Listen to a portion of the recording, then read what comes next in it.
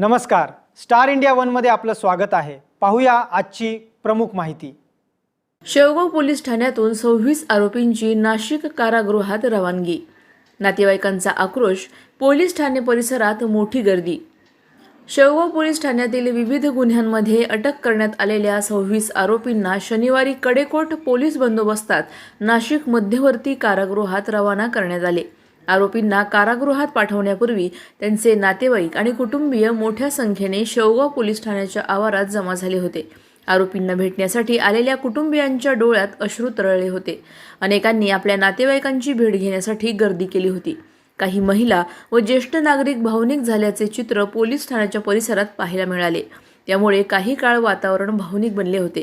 कोणताही अनुचित प्रकार घडू नये यासाठी शेवगाव पोलिसांनी पोलीस ठाणे परिसरात कडक बंदोबस्त तैनात केला होता।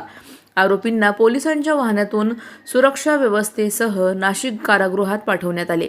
यावेळी पोलीस अधिकारी व कर्मचाऱ्यांनी संपूर्ण परिस्थितीवर बारकाईने लक्ष ठेवून बंदोबस्ताची जबाबदारी पार पाडली। 26 आरोपींच्या एकाच वेळी झालेल्या रवानगीमुळे शेवगाव शहरात दिवसभर या घटनेची चर्चा सुरू होती। आमच्या YouTube चॅनलला नक्की सबस्क्राइब करा। पाहत रहा स्टार इंडिया। फेसबुक आणि Instagram स्टार इंडिया वन ला फॉलो करा। पाहिल्याबद्दल धन्यवाद।